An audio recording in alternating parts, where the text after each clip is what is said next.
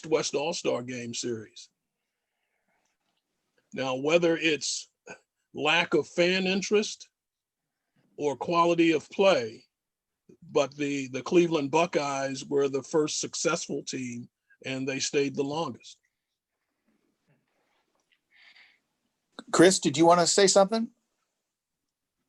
Yeah, I again echoed a lot of what you guys said. I enjoyed the book a lot. I think what I found kind of really interesting was the lesser known players, as some of you guys have mentioned, and how much some of these guys just bounced around and played on different teams within the same season. I found that really interesting as well. Thanks. Gary, do you want to say something? Gary Hollow? Gary, can you hear me? He's muted in any event. Muted, yeah. Yeah. Okay. Well, I'm glad he's here anyway. He just Anybody else have something to add? Gary just unmuted. Oh, Gary, did you have something to add? Yeah, I'm sort of new to this. You know, I taught social studies history, and going back to what somebody said about the sources, it fascinated me in that we live in the age of fake news right now. And how do you determine what the truth is? And what I liked, besides the oral history, which is always suspect, they talked about how the various newspapers gave different accounts of the same game and how difficult it is to figure out exactly what happened. But that's the historian in me. Any reactions? There were no YouTube videos of 1935 Pittsburgh Crawfords games we could look at. Nor the ability to unmute yourself. Legend played a big role in it too. Yes. You know, but we know that from our own experiences. You go to a ball game and you talk it over as you go home, and people will remember things differently an hour after the game is over. So it's not hard to relate to that. Is there any of the chapters that any of you would say, I'd like to know more about this fellow? One really interesting was Sam Bankhead. Mm-hmm. I thought he had possibly like a really good case for the Hall, it sounded like, and just seemed like a guy I wasn't really familiar with who had a really great career. What would you want to know more about him? I would just be curious of kind of what more of his perception, the perception of him as a player among, you know, the other stars at the time, and kind of just more on his career, and why he hasn't necessarily made the Hall. Kind of be interested to hear more about that since his career's ended. I was interested in the team that was formed by Trujillo right after this, after 35, that included so many great players. I'd like to know more about that. I've always wanted to go see a Caribbean League game, but I've never gotten down there. And it's interesting how almost all of the players who went out of the country to play had something to say about how much better they felt as a part of the community in those countries than they did in their own homes.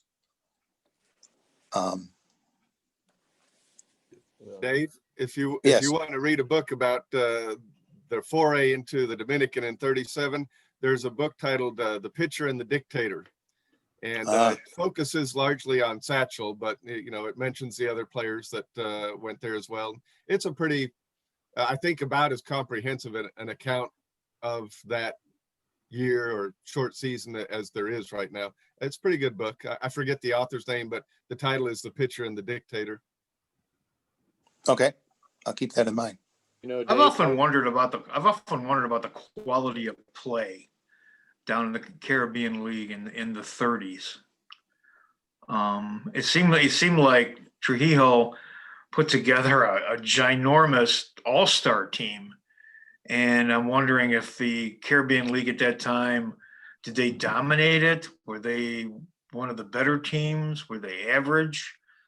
I didn't find any of that out, and that's kind of interesting to me. I got the feeling in reading these biographies that these fellows must have really been playing very much for the love of the game, because, maybe they were making a little more money than they could have, maybe not. Right. But they certainly went through a lot to play these games. That was a continuing theme through this.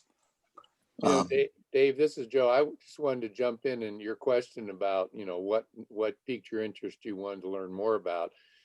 I liked Ike's comment about a reference book, I think he said, and I totally agree with that. And I think that's a real comment of compliment for Bill and Rick and the other authors, that, there are many books you read for speed and beginning to end so you can move to the next book. But I found this one was one I wanted to read a chapter and think about it and then come back to it.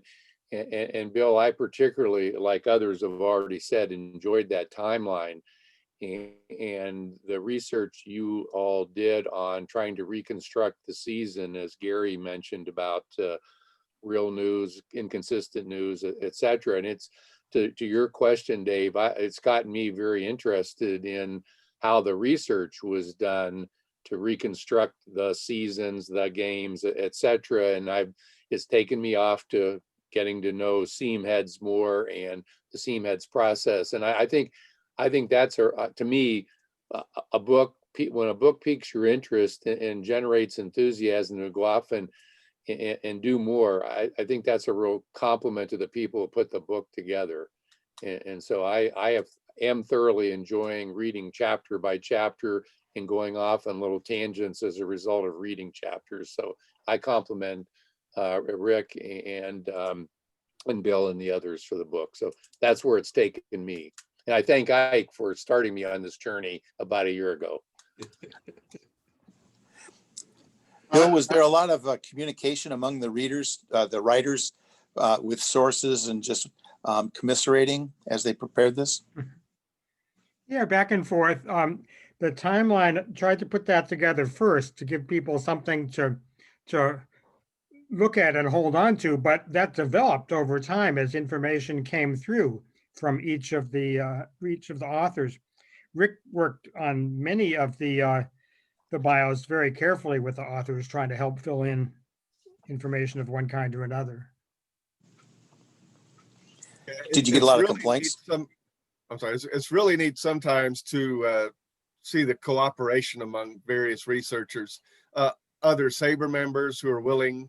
It's been hard to do this year with the pandemic and a lot of libraries being closed for part of the year and that kind of thing. But a lot of times a SABR member in another city will be happy to go visit a library or something and help us out by doing a little research, or as we investigate stuff on the internet. For the 1948 book, giving example, because I mentioned that finding Carl Howard was lucky. We had sort of the same situation with Jimmy Newberry. Now, Newberry was a lot better known than Howard, and the author for that could have covered his career pretty extensively. But I was just doing a little digging and found that he had a great nephew, I think it is, who graduated from Stanford. I found his alum biography on the Stanford website, and he mentioned that he had played in the NFL. Jared Newberry is his name. And his bio also mentioned, though, that in addition to his own sports activity, he had a relative who played in the old Negro baseball leagues. So I thought, well, Newberry must be related. And so I put the author in touch, and Jared Newberry didn't know too much himself, but put the author in touch with other family members who did. And the neatest story, to try not to talk too long, was that Newberry wound up being a lifelong friend with Bill Veeck. He had signed with the Browns when Veeck owned the Browns.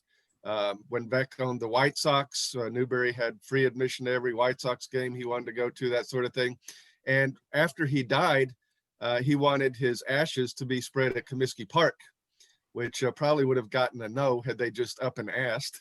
But the relative who spoke with our author, Jeb Stewart was the author for that one, said that early in the next season, he got a seat on the front row in the outfield, and he had a little container with some of Newberry's ashes.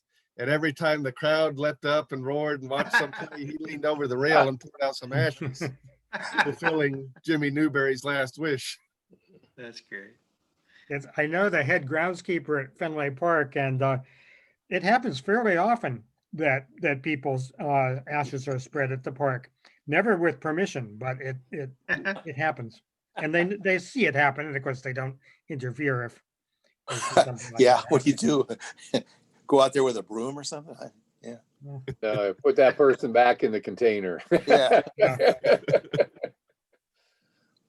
Hey, Bill, I wanted to ask you a question. Now, after having done the timeline and put all that effort into such a quality product and probably gotten some interesting feedback, and looking back, would you have done it any differently if you had it to do over again? Well, I have had it to do over again because I've put one together for the forthcoming Monarchs book, for instance. Okay. And just this morning, a couple hours ago, I was thinking, I better start on the Chicago American Giants one too, because it takes a long time to put them together. And going back to 1920 is going to be even more of a challenge because the coverage was probably not as good. But you'd be basically are following the same template or format going forward that you used with. Yeah, it's a timeline. So you just sort of go day by day in the newspapers that appear to be relevant. You find spring training articles and they might say the team plans to do this and that. And then you try to figure out, in fact, if they did. And they're just holes that happen, though. I mean, it'd be a game that was going to be played in Jackson, Mississippi, or something like that. And even a major city library like that, they don't find any track of whether the game happened or it didn't happen, or they might find that it happened, but no information about it at all. It's surprising. Well, not necessarily surprising, but the coverage is kind of spotty. It's odd how they had such a buildup for a game. There'd be an article previewing a game, usually an advertisement somewhere in the same paper. And then even if the game was played, which sometimes we don't know whether it was played or not, but even if it was played, no follow-up. Big buildup, but no follow-up. And then you look at the weather report for the day to try to see if that shed any light on it, but sometimes there was no indication of drenching rain or anything. Do you try to use local boots on the ground of SABR members? Yeah. Given that not everything's on the internet. Yeah, I use the SABR directory a lot and look up a city location and see who we have there as members and try to draft people to help. Okay. Anybody that I've hardly ever had anybody say no. I mean, most people are thrilled at the idea of being able to contribute some little bit from their little area. That's Sure. That's SABR.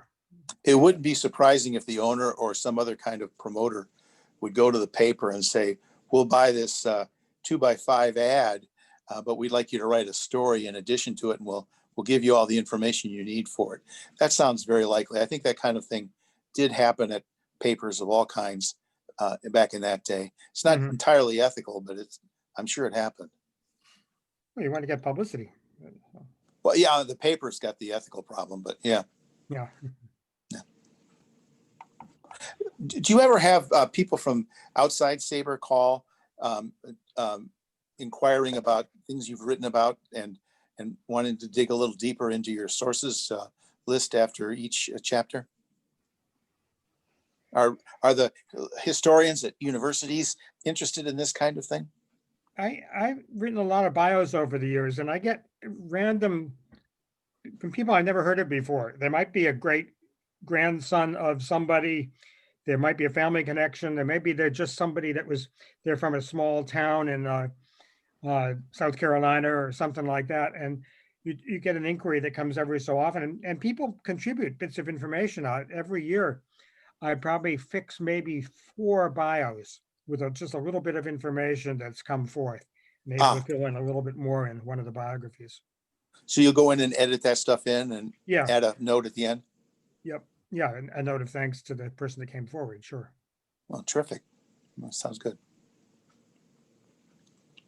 Anybody else?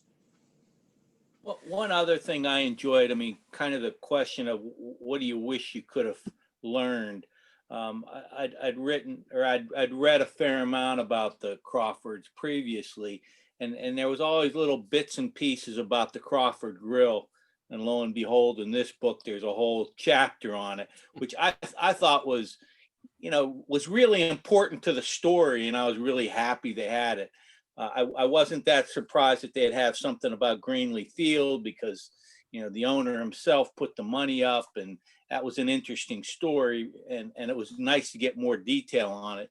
But the chapter that I think Leslie's the one that wrote it on the on Crawford Grill, and just how that was connected with the culture there was really cool.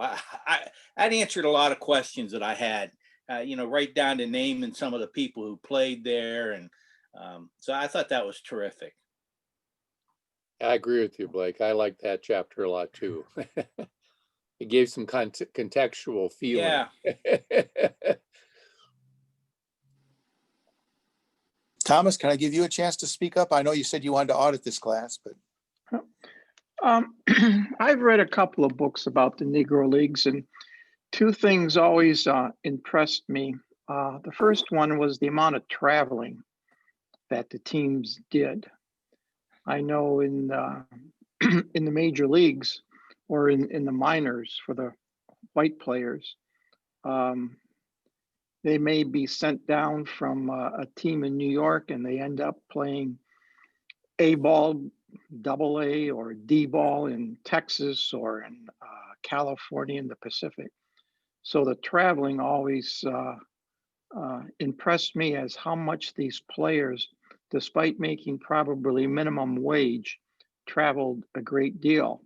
And it would have to be via the railroads. They could buy a car, rent a car, lease a car, whatever, but it was mostly by railroads. And something else, I've always wondered how much of the the Negro Leagues and the major leagues mirrored each other. For example, we have the the gambling issue with the Chicago teams and the Boston teams. And I was wondering if there was ever a large betting scandal with the Negro Leagues. Good question. The betting scandal, not so much betting, but some of the Negro League teams were owned by men with dubious business endeavors, to put it nicely. Yeah. Like Greenlee, for instance, or even Abe Manley made some of his money through numbers and that sort of thing. I can't think offhand of any player betting scandal or anything, just because it wasn't quite at the level, that the major leagues were, but that some of the money came from gambling, including the Homestead Grays. Come Posey was not involved in it, but Rufus Jackson was, and he supplied a lot of the money for the Grays to continue on throughout the 40s, especially. Rick, were there? If we looked at that by today's standards, people like Pompez, Greenlee would be considered lottery commissioners and stalwarts of the community. So let's put it in a proper perspective. Right. Similarly, I'd say that in some cases, because barnstorming was a real way to increase revenues, Negro League teams probably held back in some of the towns they played, so that they A, could get out of the town safely, and B, have an opportunity to come back and play some more. Mhm. And we did notice that going back to Bill's timeline, the 35 Crawfords have that reputation as, if not the best, certainly one of the best squads in Negro League history. But what you said is probably spot on. We noticed that a lot of times when they played some small town team or some industrial or business league, some sort of semi-pro team, that they didn't, just wallop them like you would expect. It wasn't always 20-0 or something like that. That the games were pretty tight, and occasionally they'd even lose one. Yeah. And there's probably a lot to that you didn't want to, rile up the home crowd that wasn't your home crowd, and have the opportunity to play them again. I could Or definitely live the next day, because you know, somehow Negro League teams expose the hypocrisy of this country conceived in liberty and dedicated to the proposition that all men are created equal. Rick, were there a Okay, lot of thank you. good, Thank you. a lot of good pictures that you would like to have put in the book if it would have been possible?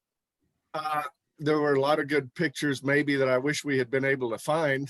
The one thing though that I'm happy about is since this has become sort of a series, I think Bill, correct me if I'm wrong, but I think we're getting better with each passing one of learning, you know, where the resources are, trying to, this book, the Crawfords book, I think we had a picture of every player. Now they're not all good quality, you know, but something is better than nothing. And I think this was the first one. I think we might have been missing one or two people. Actually, there might have been one for the Crawfords.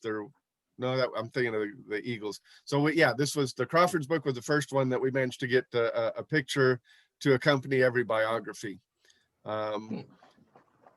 Sometimes we can see pictures even that you can find on the internet, but we have no idea who has the copyright, whom to go to try to get permission or what they would charge. So, you know, we rely on the Hall of Fame. Larry Lester has supplied us with a lot of photos. The Negro League Baseball Museum, we usually contact Ray Doswell there. And then we see what we can find every once in a while. If an author gets in touch with a family member, they'll have some photos. Maybe they kept a scrapbook, or if not, certainly they have family photos that they're willing to share. We've contacted those that have worked at schools or that kind of thing. One of the players, I think it was, I can't remember his name offhand. One of the Eagles players had been a school principal for a long time. So I think we got an old yearbook photo from the school itself and that sort of thing. So we've gotten, you know, we know who our primary sources are, and we try to dig and see what else we can find. But sometimes there may be photos that we just can't use because we don't know who has the copyright. And for a lot of other, especially the minor players, there just may not be much unless you can find a family member who has photos to share. Was the Teenie Harris collection a part of what you looked at? We did look at a few of their things for the Crawfords. Now, I wish we'd have thought of them more back when we were doing the first book on the Barons and the Grays. But yeah, we're aware of the Teenie Harris collection. And Bill, did we get a couple from them for the Crawfords Yeah, book? but they were really restrictive. It was, Really? you know, SABR, there's certain things that SABR can afford and certain things that SABR can't afford. Okay. Are there any gentlemen that are still alive that played in the Negro League? Have you run across anything like that? Very few, but from the very first book, Willie Mays is still with us. Yeah. Who was 17 when he played on the 48 Black Barons. And There's another in that guy there. I'm sorry? Go to the beginning of the alphabet. Aaron. Aaron, yeah. Well, Okay. and from that 48 Black Barons team, Bill Greason is, Yes. as far as I know, he's still preaching every Sunday at his church out in Birmingham. And he's almost in his midnight, 93, 94, I think 94 now. I have a Paperwhite, a Kindle Paperwhite. Do these books present better in the other formats? Because the pictures were kind of hard to see. I don't know the answer to that. I just get the physical books myself. Oh, okay. Unfortunately, I'm the same way. Okay.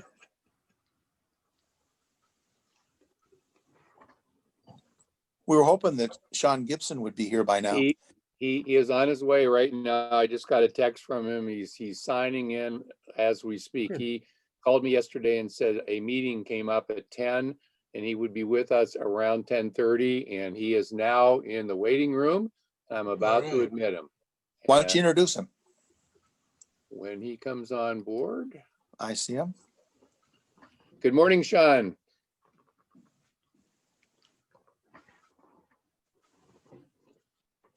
His microphone is muted.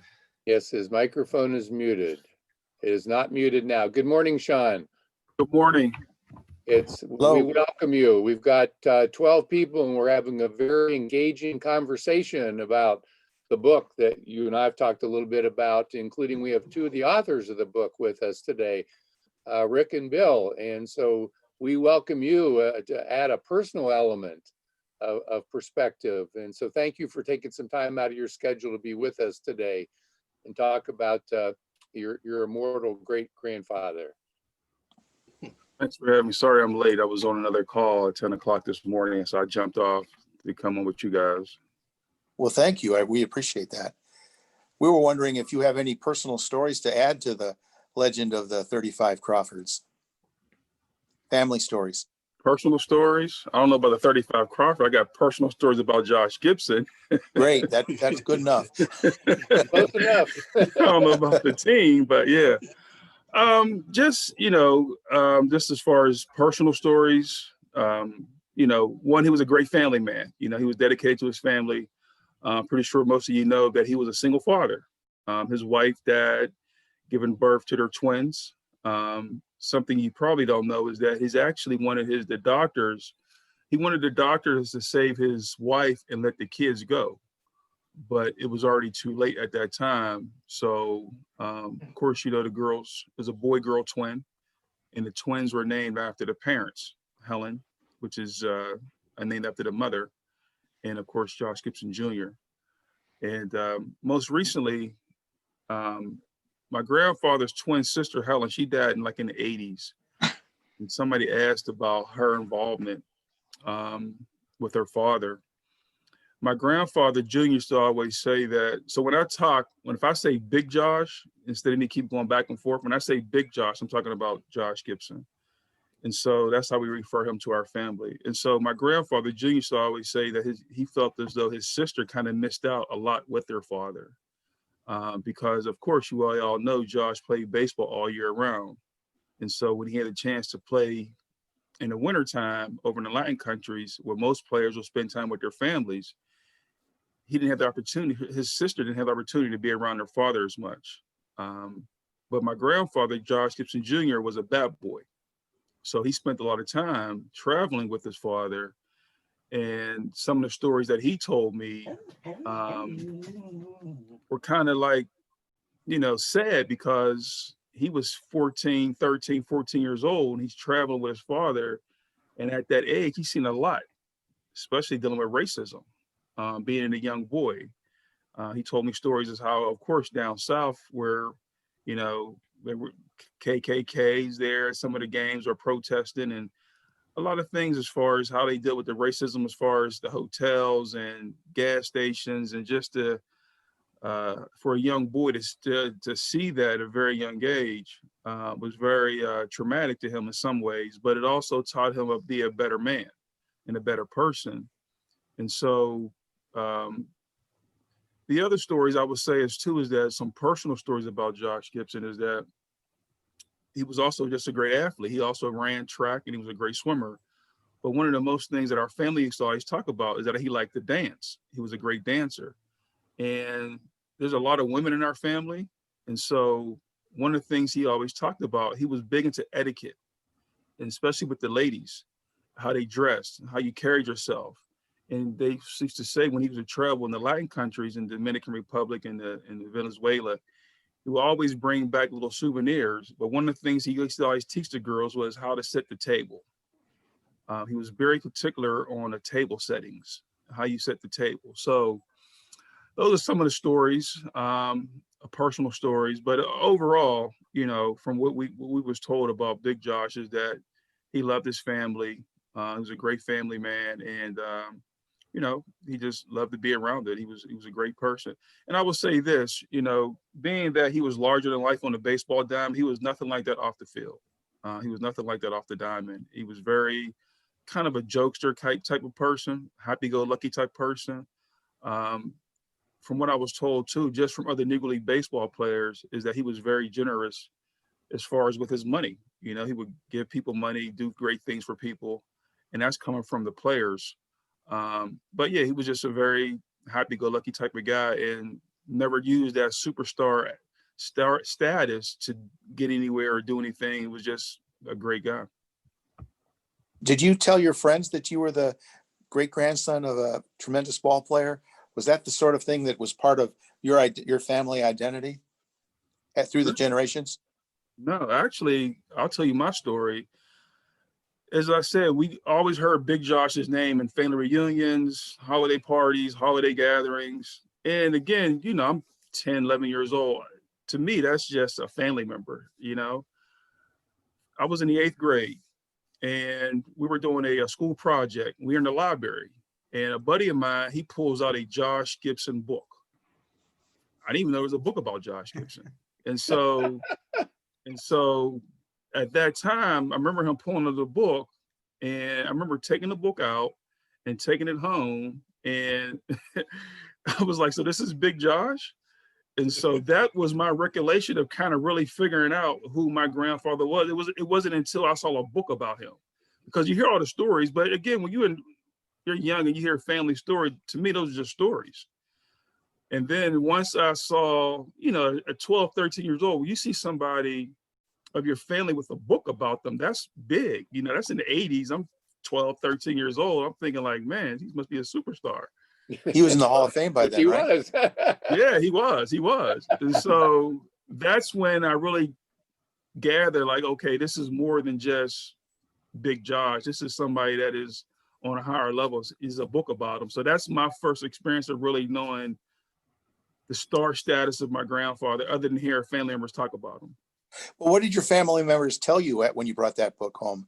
Did they kind of go through the story and fill you in with it, or how did they respond? No, I mean, it was more or less, I went to my mother first, of course, and she was like, yeah, this is your great grandfather, the Big Josh who we talk about, you know, blah, blah, blah, blah, blah, blah, blah. And so what I did, though, I remember talking to my grandfather, Josh Gibson Jr. So that's when I got more intrigued about Josh Gibson. And that's where I got a lot of my stories and memorabilia and all the research is mainly from Junior. That's when I got more interested in so it took the book to really wake me up. And so, but I'm pretty sure once I really got a little older or whatever, but once I got the book and I read about the book and I started hearing more stories, so that's when I started getting more intrigued and started going to my grandfather for more information. Did Big Josh keep a scrapbook or anything, or written memorabilia of his career, Sean? I don't want to say of his career, but he definitely have a scrapbook. So my grandfather, Josh Gibson Jr., he also played in the Negro Leagues as well. And he also played in Canada. And so he had a huge scrapbook. So I don't know if you ever see those old artists. It's like these big folders like artists used to carry around. They put all their artwork in there. He had like 7 or 8 of those things like that, all full of photos and artifacts of Josh Gibson. And that's what he passed along to me. But there's no, you know, people always ask me as far as specific items about Josh Gibson. So the way it works in our family, Josh Gibson had a brother, Jerry, who passed away, and he had a sister named Annie, which is my aunt, and she passed away, but she was like 90 when she passed. She died probably the early 2000s. And a lot of the stuff was in her house, okay? Now she has 3 girls. And so when she passed, her girls, of course, went to the house and got everything. So what I was told was in the house was of Josh Gibson's was his passports, original passports. There's contracts, there's some bats, and then there was his MVP trophy of Puerto Rico, 41-42 MVP trophy. A few years later, my cousin, who's the oldest Gibson in the family, she's 84, which would be his niece. She gave me the MVP trophy. So that's here at my house right now. So that's the only original artifact I have of Josh Gibson. People ask, we don't have any we don't have any catcher's equipment. There's no, I shouldn't say we don't have, not that I've seen. There's no uniforms. There's no catcher's equipment. So there are some artifacts of Josh. And so have you ever seen that show called Hidden Treasures? It's like that antique road show. Do you ever see that? Yeah. Like where they take, yeah. So we have something here in Pittsburgh called Hidden Treasures. And so they've been trying to get me for years to bring some Josh Gibson artifacts. And also I said, because I've never, you know, the one thing about having a family treasure, you never want people to know how much it's worth, especially in the family. So I will always ask me, hey, can you bring something down? Can we do this? Can we want to have you on the show? So I used to always say, no. So finally I got curious and said, you know, let me take the trophy down there. let me get it appraised. It's on TV locally here in Pittsburgh and everything. And of course, I'm one of the highlights. And so we get down there and we're doing this spill, you know, blah, blah, blah. So they appraise it. So back then, this was probably about 8 years ago. It was appraised between $50,000 and $75,000, right? So of course, everybody in the family, oh, you're not going to, first of all, I'm never going to sell the trophy. I'm never going to sell it. That's, you know, unless somebody gave me $1 billion, I'm never going to sell it. But, you know, that's one piece that I have. It's here in my game room. It's in a secure case. I don't even take it out. I do a lot of traveling exhibits. I don't take it for that. It's mainly just kept here. I do it at like museums and history centers and things like that. We usually lend it to them for a couple of days, but I don't take it out as much. That's a fascinating story. Thank you for sharing. Did your friends know about Joshua as you grew up? I know that one fellow had the book, but was it a big part of your identity? No. I was going, yes, sir. You asked me that. No, that was never part of my identity. And it's so funny you said that, because even Josh Gibson Jr., that was, even though he had the name, he used to always say that he was cursed in a bad way, because he played baseball as well, but he was not as great as his father. And people always expected him to be as good as his father. And the second curse was he had the exact same name, so that even made it worse. So no, that was never my identity. Even today, when people introduce me, they'll say, hey, I say, listen, but just introduce me as Sean Gibson. I say, if they'll figure it out later, but I don't like to be introduced as, hey, this is my friend, Sean Gibson. He's Josh Gibson's grandson. No, unless it's for a grant, then that's different. But no, it's more of, and here in Pittsburgh, I've been here long enough. Our foundation's been around. People know who we are. But I don't really go over, you know, it was as a kid, I played basketball in high school, went to Edinburgh. I went to Robert Morris University and finished at Edinburgh University playing basketball. Sometimes if I was in a paper, they may mention, you know, the great grandson of Josh Gibson, something like that during my sports career. But other than that, that was pretty much it. My friends knew, but it wasn't like it was a big deal. It was just, you know, because you got to remember, you know, I'm 51 years old. And so when I was younger, it was, you know, Willie Stargell and all these guys in Pittsburgh. A lot of guys, unless you was and at that time, you're 10, 11, you're not like a history buff on the Negro Leagues. You know what I mean? You might be knowing about baseball. So it wasn't like they knew all about Josh Gibson at that time. You know, I think later, and like once I got to like the college and on before, it was a little bit more, you know, interesting to people. But when you're that young, they're worried about We Are Family. That was our team, the Pirates, back then in '79. So yeah. Did you get a chance to look at this book? Not yet. Okay, well, we'll make sure we get you one. And, I have a copy of it. I haven't had a chance to read it yet. Yeah, I haven't had a chance to read it yet. Even though Joe told me, because I didn't know if I was going to be on, when Joe first originally mentioned it to me, I didn't know if I was going to make the call, and that's why I came on late.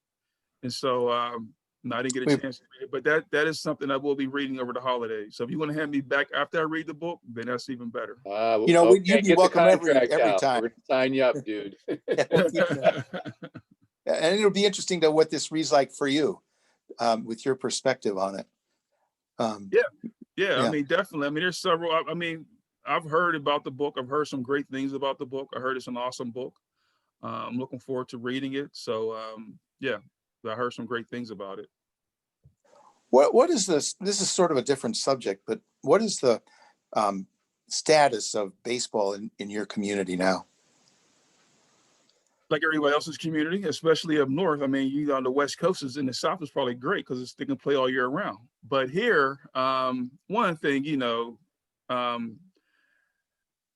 don't even putting the blame on them, but I'm gonna bring it up. Our team stinks. And so the Pirates, I mean, I hate to say it. I mean, we stink, and when you have a good football team, it's hard to get kids. I mean, this is a football town, number one, okay? And so when you don't have a competitive team on the baseball field as a Major League Baseball team, it's hard. Now we do. So what I've been doing with our teams is was more trying to do traveling baseball, because that seemed to be more of an interest than just kind of do a league within itself. And so we're doing more tournaments. We're bringing more teams in, whether it's even just outside of Pittsburgh, it could be an hour away, you know what I mean? Or it could be a Youngstown or Warren or somewhere close like that. But just give the kids some interest of different type of competition. But, you know, even with the Pirates, I mean, like, you know, we had Andrew McCutcheon here, you know what I mean? And great player, African-American. And so he'd have been great to stay here for the team. You know, now we got Josh Bell. Now they're trying to get rid of Josh Bell. So it's just hard in a sense. But I would say this: kids are playing, but what I noticed with our league, if we don't start way early, once football season starts, our kids are gone. And nowadays football is getting moved up because they do these 7-on-7s, they doing these pre-workouts. It's a lot. Unless it's a kid who's really dedicated to baseball. Yeah. So it's rough. It's rough. You know, I was talking to a friend about the baseball that the kids around here play. And we were trying to think of how often we see children playing on the fields in this area. And the only place where I can consistently see baseball being played is when I go to the county south of us in Amish country, because almost every Amish school has a backstop, and you'll see the kids out there playing with a big ball, girls and boys, almost every day that I go down there, like shortly after noon or something. That's how they take their recess. That's the only consistent place where I see baseball played by children. So is everybody on this call from Cleveland? No.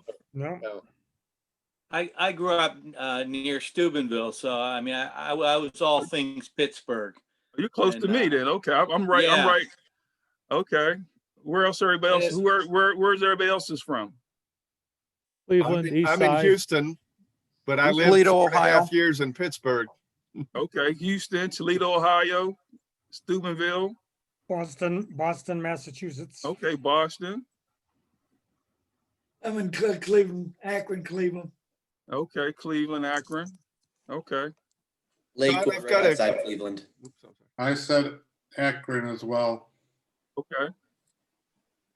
All right. John, I've got a question for you. This is Rick Bush. When we put together the 48 Black Barons and Grays book, right around that time or shortly before, I know that the Pirates, since you were talking about the Pirates and everything, that they had the statues of former Negro Leaguers that had played for the Grays and the Crawfords. And when they briefly had some success again in the teens, made the playoffs as the wild card team a couple of times, I believe they got rid of those statues. If I remember right, I read that they had donated them to your foundation. Was that the case? Did your foundation end up with those? And what's happened to those statues? And what, if anything, are the Pirates doing these days? Have they gone back to trying to recognize and honor the former Negro League teams a bit? Well, that's a great question. I'm gonna answer all of them. So first and foremost, the statues did get removed. That was in 2015. And it was crazy how this happened. So we were doing another project here, and I was going into the Pirates for a meeting on something totally separate. And so as I'm getting off the elevator, the gentleman meets me at the elevator. He said, "Hey, listen, I want to give you a heads up. They're removing the statues." So that's how I found out. So I get into this meeting and they're BSing me around. I'm saying to myself, get to the goddamn point, because I know I'm really here now. Because he already told me. So now they're giving me this little spiel. And so then they get to it, and then I'm like, wow. So let me say this. So my whole idea was I didn't want the statues to be out. So I said, so their whole idea was that where the statues were located at, they wanted to put a bar area there, right? They said that, well, they were trying to move. And it's funny, and I should have said this in the meeting, y'all don't get no fans. So they wanted to move the fans because the fans are all on one concourse, and that's where the food is at, right? And so they wanted to have fans all through the stadium. And I'm saying to them, y'all don't get no fans unless a good team come in, but okay.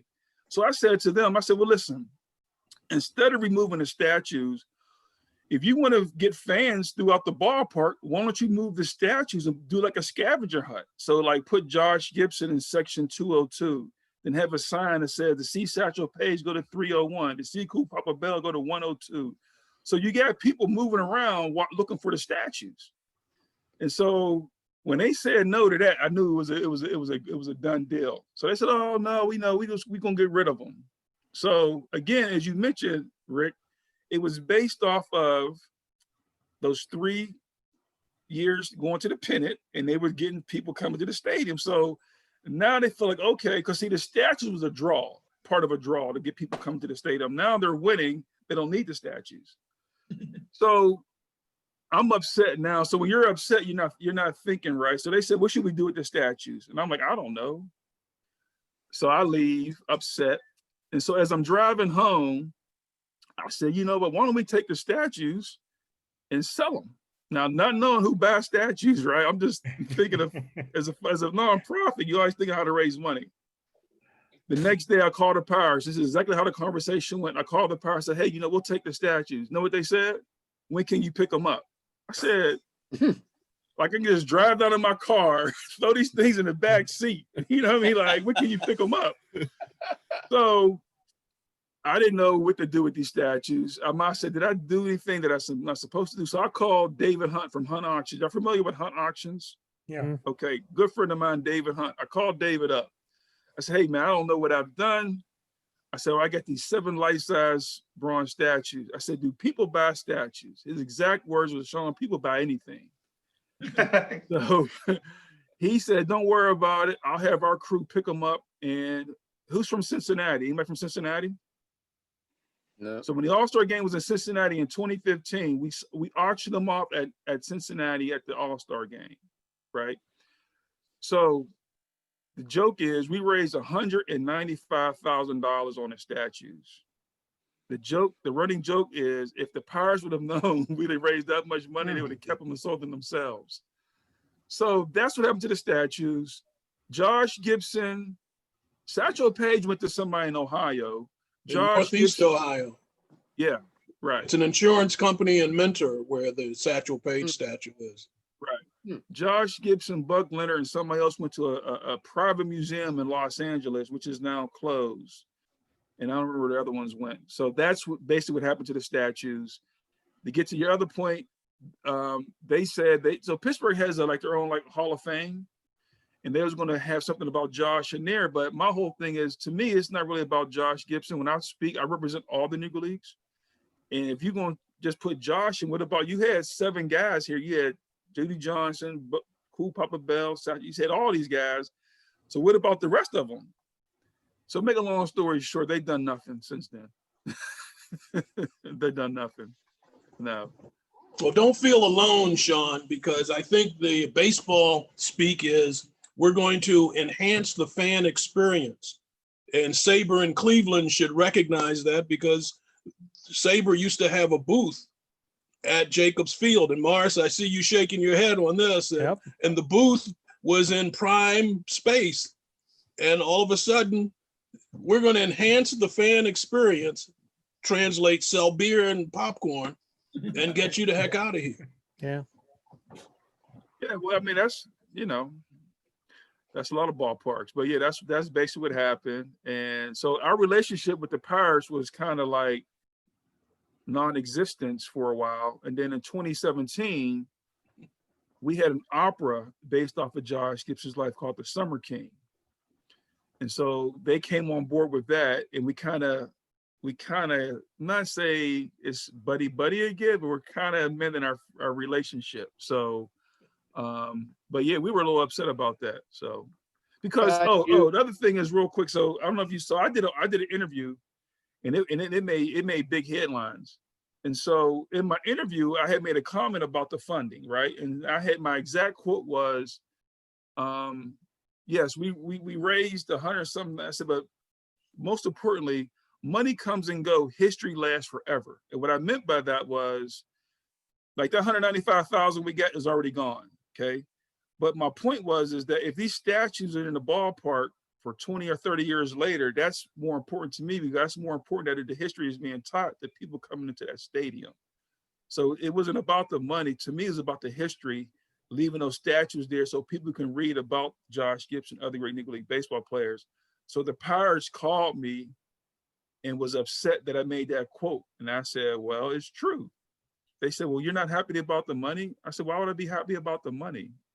I said, you heard what the quote said, and I'm sticking to my quote. So they didn't like that. So, yeah.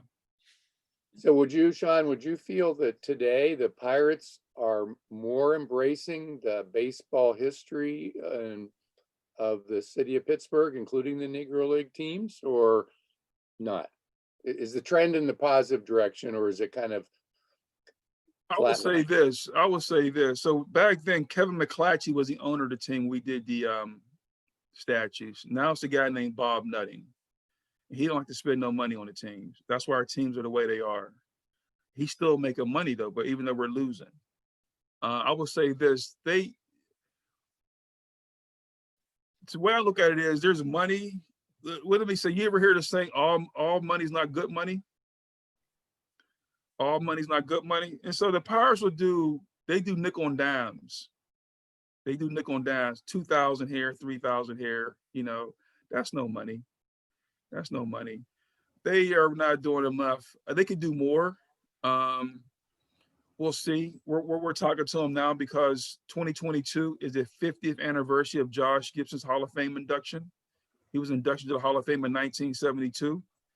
So we're talking with them to do something special for Josh in the stadium. So we'll see what happens. But that's 2 years from now, a year, 2 years from now. So yeah. Joe, let me flip that question to you. Do you feel the Cleveland Indians do anything to embrace their history and/or that of Negro League baseball? Well, as you all know, Ike, I'm no expert here. But I'll answer your question, my personal perspective, and I think the answer is yes and no. Yes, at the historian level, I believe Jeremy Fedor is doing some good stuff. I don't think it's getting wide appreciation or connectivity, but I don't see that same sort of thing at the overall team level, my opinion. Yeah.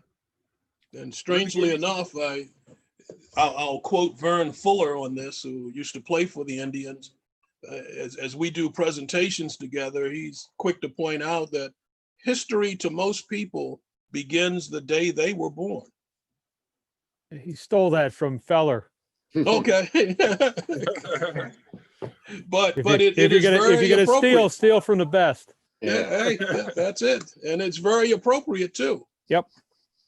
Don, I've got another question related to the city of Pittsburgh, then not specifically just the Pirates, but again, from working on that Grays book, of course, the Grays rented Forbes Field a lot, but they also played in different parks, and one was Westfield and Munhall. I think, did they tear the original ballpark down, and what were they doing? I think there was a plan to turn that into some kind of a park, but was there anything baseball related to it still, or anything that commemorated, there was this former field here and the Homestead Grays, among other teams, used to play here. Is the city doing anything besides the Heinz History Center to sort of commemorate that part of its sports history? Well, yeah, first of all, the city has been great. I mean, if you come to the city of Pittsburgh, I mean, you'll see Josh Gibson landmarks everywhere. They definitely, we have Josh Gibson Street. We have Josh Gibson Field. When you go downtown, the city of Pittsburgh, there's a mural of the Pittsburgh Pirates, and they included Josh in that. There's a Homestead Grays Bridge. There's a marker about Josh Gibson in front of the church where he died at. So there's several things about Josh. The city has definitely embraced Josh, number one. The field you're talking about is Westfield. So yes, that has been renovated. It's still, the one thing they kept is called Westfield. So the school in that area is called Steel Valley.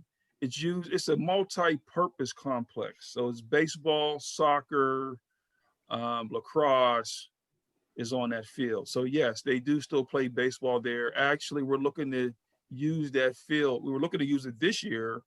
We're hosting, because of the 100th anniversary, we were hosting a Josh Gibson youth classic, and we're going to play some of the games on that field this past year, but hopefully we can get it next year. So yes, that field is definitely renovated, about a $5 million renovation. A guy named Paul Campbell, very wealthy guy, rest in peace, Paul. He donated $5 million. He's from Homestead. He donated $5 million to that project. And it is still being used for, like I said, some of the adult softball teams use that field, high schools, as some of the colleges use it. But like I said, it's a multi-purpose complex. But they kept the name, they did keep the name Westfield. But the city has definitely embraced Josh Gibson.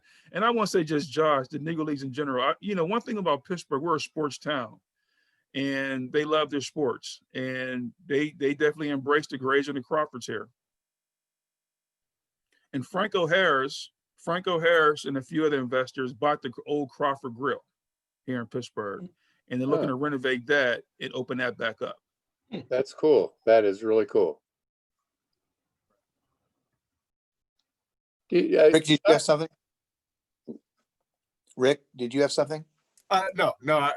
I was just one more, but Sean, you said they kept the name Westfield. I just wondered if maybe they put up any kind of a historical marker or anything, or if most people who live in the area are pretty much familiar with its history. Good point. I've been there several times. I've never noticed a marker, but now that you said that, I'm gonna bring that up, because there should be a marker, because like you said, if people from out of state come there, don't really know the history, it should be some kind of historical marker there. So that's something. The mayor, her name is Betty. She's been there. She's like 80. She's been the mayor for like 50 years. And she's a big Cumberland Posey. She's all about Cumberland Posey. So I would definitely reach out to her. I'm glad you brought that up, Rick, because I don't think there is. But I'm gonna definitely, if it's not, we're gonna definitely get that taken care of. Because I think that's a good point, because being that it is renovated, if you're not from the area, so for somebody to tell you the history, you will never know. Sean, are you familiar with an activity or program called the Players Alliance? Tom Babluski had shared this little lead with me about programs aligned with baseball and trying to better understand and combat prejudice in our society in general. Are you familiar with that activity, the Players Alliance? Yeah, so it's the Player Alliance, and Curtis Granish is a good friend of mine. He's a president of that organization. And so as Tom has mentioned, yes, it's basically, a lot of the different organizations, NFL, Major League Baseball, basketball, have all started their own player alliances ever since this whole George Floyd killings, these senseless killings of African Americans, the whole Black Lives Matters. A lot of the pro athletes are taking a stance. And so the Player Alliance for Baseball is made up of current and former African-American baseball players. And I want to say they're on a tour right now. And they're coming to Cleveland. They're on a tour right now doing something in the communities throughout these next couple months. They're on social media. But a lot of the players are in it. It seems like a good thing. I think Major League Baseball just gave them $2 million or $1 million or something like that. They gave them some money. So yes, I'm very familiar with the Player Alliance. Sounds like it's perhaps hopefully making some positive impact using, the forum that these players would have available to them, or former players. Yeah, definitely. I mean, it's definitely a great something great, because one, these players have a voice. And so especially, not just saying, I'm not discounting the former players, but especially these current players, they have a voice. And, you got, Mookie, I mean, you're talking about the top of the top African-American players, Mookie Betts, the guys from the Yankees. I mean, you're talking about some high profile African-American players on this alliance. So they have a voice. So it's definitely something that I think is great. But, with these things here, it's how they're ran. I think Curtis, he's retired. Of course, he's a great person. By him being the president, I'm pretty sure everything will go smoothly. But, like I said, I'm trying to pull it up on my phone, but they're doing a tour. I'm going to see when they're coming to Cleveland. They I've were been to actually in Cleveland. Cleveland just a few days ago. Okay, okay, They're in okay. Cleveland. Right, right. So I know they're doing a tour right now. Right, they're doing a tour right now, and so, but yeah, so it's something that's great, and you know, we'll be reaching out to them for some money, see if they give it to us. Well, those who watch MLB Network, they've been featured on there in some of the efforts they've made just this week. Yeah, I know like CeCe Sabathia is on there, like Andrew McCutcheon, all those guys is on there, man. So and again, it's not just baseball. NBA is doing it, the NFL is doing it, and I think they all come together and speak as one voice for the African American community. It could be a great cause. But I think, you know, it's sad that, you know, it took something like that to finally for people to come together to feel like, you know, it's time to make a difference. So, I mean, for me, you know, I'll be talking about it's like, you know, we all know this is the 100-year anniversary of the Negro Leagues, right? And, you know, I'm talking to interviews and I'm like, man, you know, my grandfather was going through these same things 100 years ago that African Americans are still going through now. And that's crazy. And so, you know, it's like, here we are still talking about some of the same things. My grandfather's probably roaming over his grave like, man, I went through this as a kid. Now my great grandson's going through these type of things. And so, yeah, so hopefully, and my goal is hopefully that my grandson don't have to go through this 100 years from now, my great grandkids, you know? So yeah, yeah. Yeah, there's so many lessons to be learned, and sadly, we're learning them again, not going beyond them. We're relearning them, aren't we? It's very sad, very sad. And this book brought out some of those things, in my opinion, when I read it. Has anyone ever approached you about a documentary? So, you know, and then we've been approached a lot lately. So some of you may or may not know that Josh is up for the MVP award, renamed after him. And so we have our MVP campaign. It's been going great. And so since this has been coming out in the public, just today, I mean, the guy sent it to me a while ago, but I got a text today. So right now we've been approached by, I would say, over about half a dozen people on either documentaries, books, movies, doco series, Netflix, all type of stuff. We are represented by agent Ed Schreider, and our goal is right now is we want to wait and see how this MVP plays out, because we think that a lot of people is trying to get ahead of the game and hoping that we get the MVP, that they already have the rights. And so we want to put everything on hold right now, but we've definitely been approached. I would say this though, one of the guys who just texted me today, he's out of Scranton, PA. He did a script, and it's about 20 years old. But the great part about it is, it was done when my grandfather was living. So a lot of his stuff in his piece is based off of facts that my grandfather has given him. And so I didn't tell him this, but is going to be a heads up, because he's definitely have some. If he got stuff from my grandfather that's in his, that's a bonus. So we'll see. Any update on how the baseball writers are progressing in their decision-making process?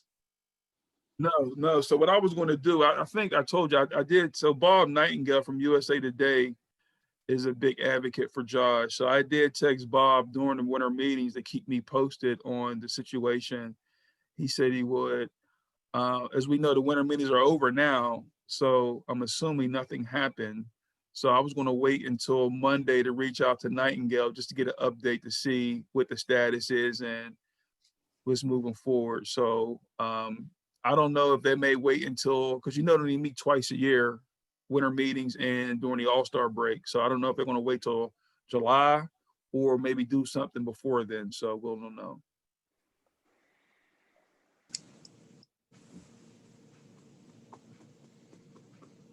Well, guys, anybody have anything else you want to add? Sounds like we'll talk about. I'd like to thank Sean for joining us today. Dave, he's brought a real personal dimension and perspective to this that's, I think, really enhanced our time together today. So thank you, Sean. Oh, thank you, guys. Yeah, thank you. Really appreciate it. Nice to hear you again. Thanks and good luck. So once I read the book, I can come back. All right. You can come back whether you read the book or not. We enjoy your company. Thank you. In fact, that's the other thing we have to discuss is what shall we read next? Does anybody come with a nomination? So is this a SABR group or is it a book group? It's a book club. Both. And it's based off the Graney chapter of SABR. Okay. But we love guests, Sean. We don't draw any line in the sand and says, show us your membership card to enter the room.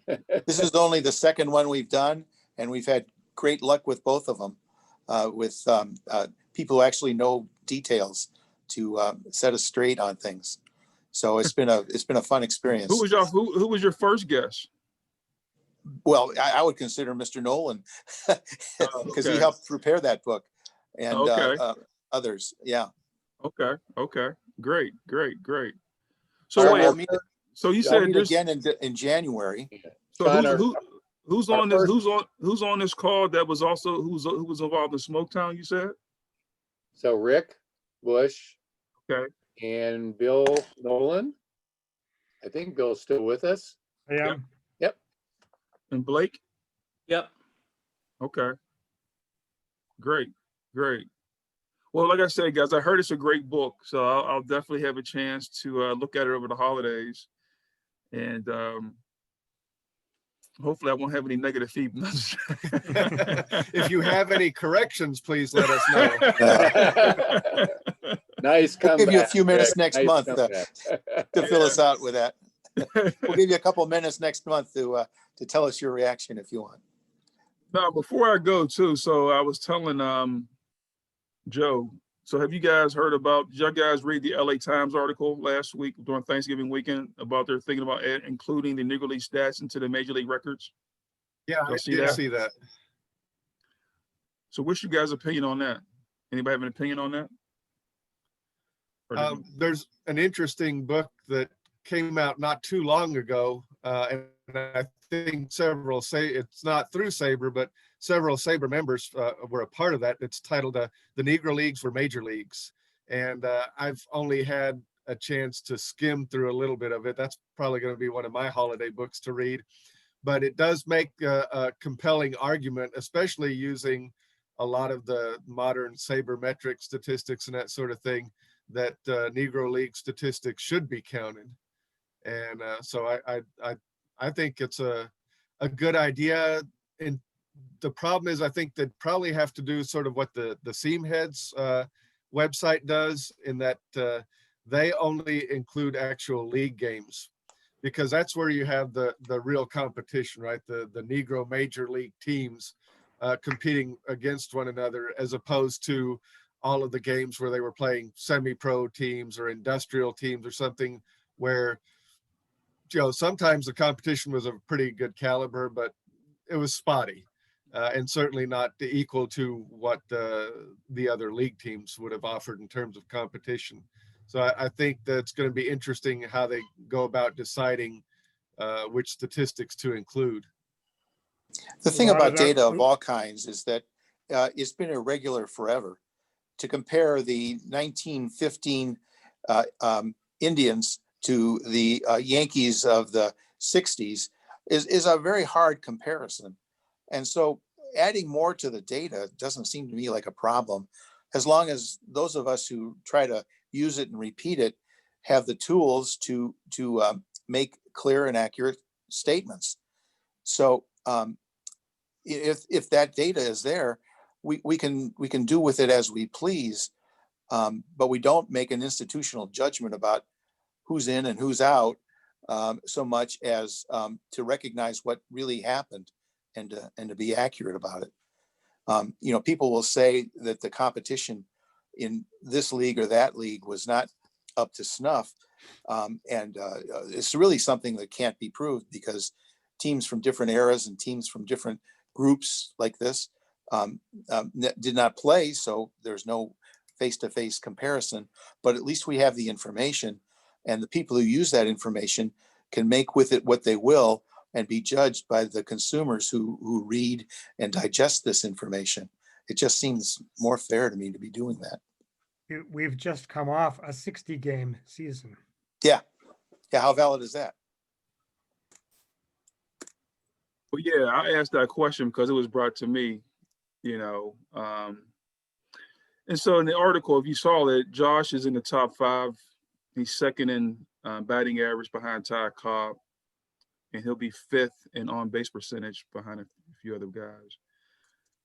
And so I'm close to a lot of the family members. So I talk to the Page family, Buck Leonard family. We talk all the time. Page family don't feel too excited because Satchel will not be in none of those categories. And it's based off of his number of games. And not that they're not too happy about it. But so anyway, make a long story short, we had a call. So they wanted me to call the guy who was in the article, Scott Simkus. You're familiar with him? Mm-hmm. So they asked me to, reach out to Scott. So I did reach out to Scott. We talked about it and get his opinion. He's fine with it, but he feels that Major League Baseball may use, and we felt the same way too. It's like, why now?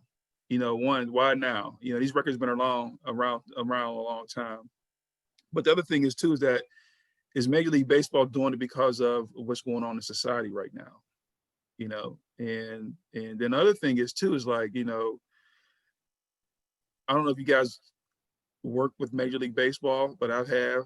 Everything is a profit dollar when it comes to Major League Baseball. And so is this something they're going to use for profit? Meaning like video games and technology, stuff like that. And so there's been a lot of questions about it, but that's why I called Scott. I don't know too much about it, but before, but the other thing is that when I had told Scott was, I said, you guys, the historians,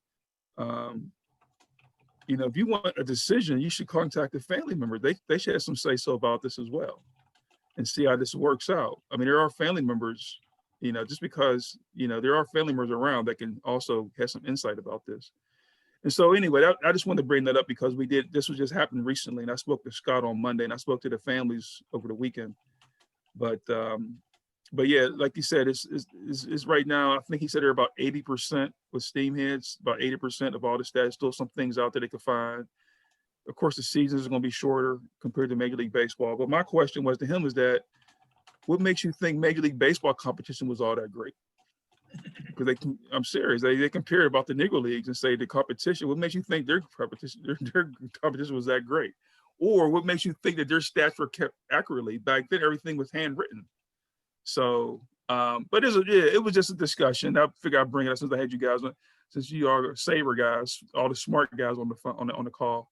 Well, Sean, let me ask you a question about that. If that happens, do you think that would be a good way then to keep attention on the Negro Leagues in front of people at all times? For instance, I know that Bill and I in 2019, when the Nationals made the World Series, we both were contacted by various reporters and such in the DC area who had suddenly rediscovered the Washington Homestead Grays and wanted to write about the fact that, no, the last time a championship came to DC was not the Senators, it was the Grays. Well, the Grays got all that attention for about 2 weeks during the World Series, and they probably haven't been heard from since. So would something like this help also to always keep the Negro Leagues in front of people, keep them sort of in the forefront of their mind, and that the Negro Leagues don't just get attention on a 100-year anniversary like this year, or something like the 2019 World Series?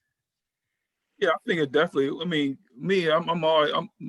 first and foremost for me, I'm all about the Negro Leagues, right? It's not just about Josh Gibson. So I think to answer your question, yes, it would definitely keep us out in the forefront because there's always going to be a conversation about it. And that's what I was saying. Like, is this something happening because this is a centennial? You know what I mean? This is what they're trying to do because it's a centennial. For us, speaking not outside the families, and I told the Page and Buck Leonard family this on the phone, is that I think for our family, it'll be good because of what we're going through right now with the MVP, right? So now for us, it's not just about Josh Gibson and this campaign. Now we're saying, okay, well, wait a minute now. When you put Josh Gibson's stats, including the Major League Baseball stats, okay, he's in the top 5 in certain categories. And so this will be another avenue for us to really push for the MVP, renamed after him. But I'm a team player. And so if the other family members don't like it, then I got to be on the same team, whether if it's going to benefit Josh or not. We all are one group. We're all one organization as far as the family members. And I'm not talking about the museum. That has nothing to do with us. I'm talking about the family. We represent our own selves. And so, but again, yes, it will bring more light to the Negro Leagues. And if it can do that, then I'm all for it. Has anybody attempted to monetize this through the name of the Negro League athletes or the teams? When a baseball card is made with Josh's name on it, does somebody get some money for that? Oh yeah, like I said, we have an agent, so we're represented. We've been represented for a while.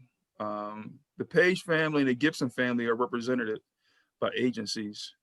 We've been represented since 2000, 1999, 2000. We have an agent. We're on our third agent. So, but yeah. So Page and Gibson are definitely represented. Buck Leonard just got an agency along with them. I don't know about the other I don't think the other family members are.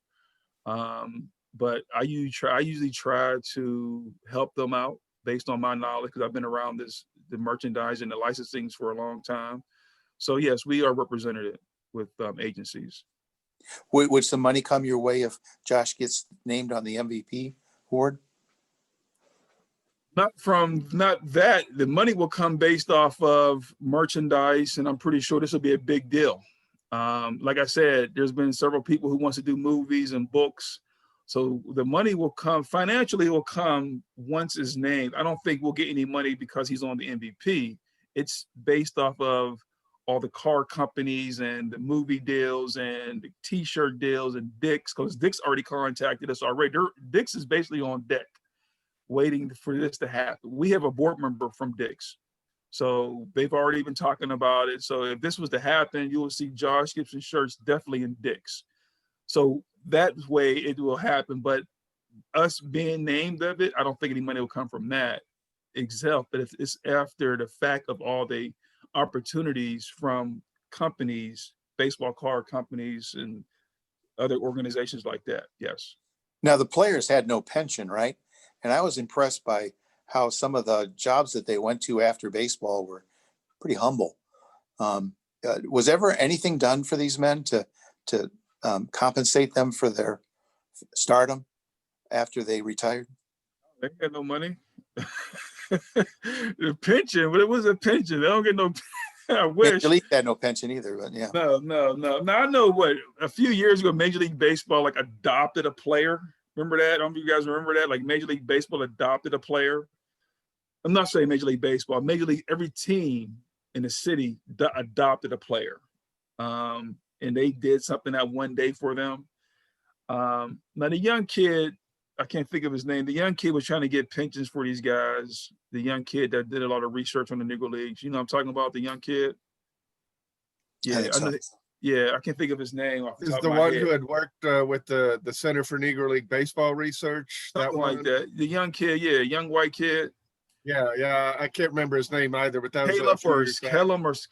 I know he was trying to get a pension for some of those guys as well, or help get something for those guys. When Wilmer Fields was president of the Negro League Baseball Players Association, he kind of spearheaded an initiative, and I think it's a pittance. I think MLB wound up giving money to about 27 former Negro League players.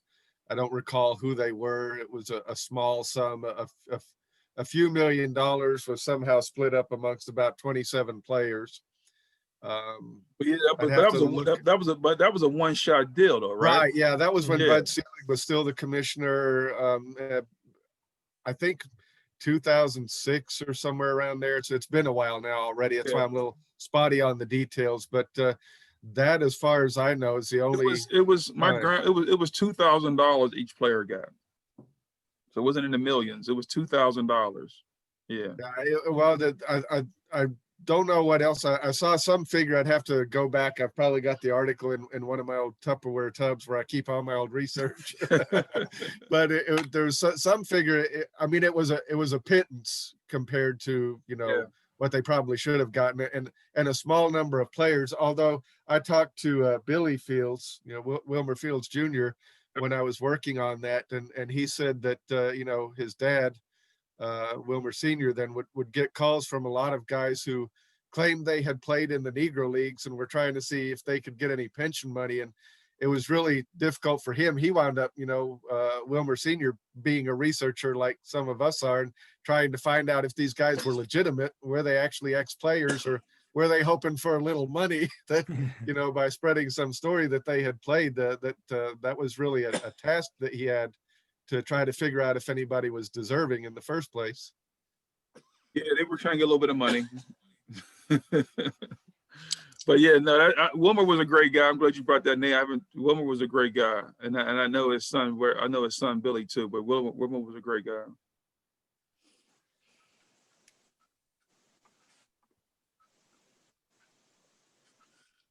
So, any other questions? Just what we're going to read next. Let me give one real quick nerdy fact here for people who grew up playing Stratomatic. As part of the centennial this year, they released a set of cards of 8 great Negro League teams. 44 Birmingham, the 16 American Giants, the 45 Buckeyes, Hillsdale, and 24 the 40 Homestead Grays, 22 Indianapolis ABCs, 38 Monarchs, and 36 Crawfords. So I've actually had a little bit of fun with that myself, but just thought I'd throw that out there. It's probably not on many people's radar screen. It's on my Santa list, Blake.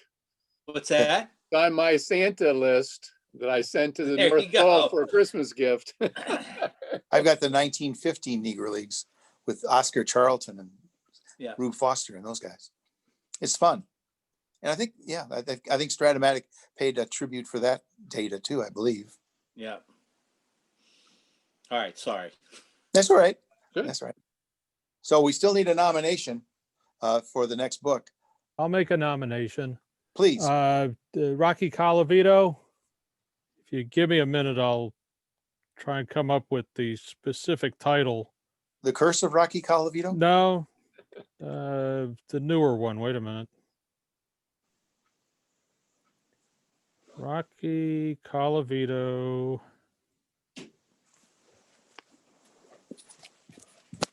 Book.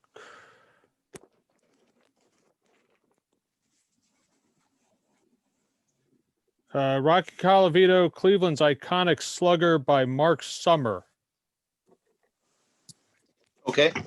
I was going to nominate this one. Also good. Yeah, I bought it at Tri-Fest and I haven't read it yet. So this is a way to incentivize my reading of that book. Anybody else? I think taking the Rocky Colavito book could be an interesting pivot, because the first 2 books we've done have been of a similar ilk, and we've enjoyed, I think, both of our conversations. Going to a book about a person would be an interesting pivot for us to experience. I love the book you showed, Dave, too. I think I've read that, and it's a great book. Is the Colavito book in print? Yes, it came out last year from McFarland. From McFarland, okay. Yeah. So how much is it? $29.95. Okay. From Amazon. Okay. I've read it and got it from the library. I'm also nominating any series of books on Bill Veeck. Oh, well, yeah, Veeck is in Wreck is great. Mm-hmm. No, that's an old book. That's 60 years old, I think. That's one of my favorite. Or the Paul Dixon biography of Veeck is tremendous too. Not quite as good a read as Veeck, because Ed Lynn wasn't involved, but yeah, that's a great book too. I think SABR produced a book on Bill Veeck too, way back when. Is it in print? That's the big question, because we need to get I don't know hold without checking the website. Okay.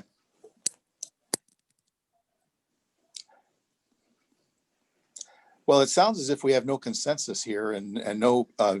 Would you fellas like to take a few days and get in touch with me with your further nominations and votes, or would you rather decide right now?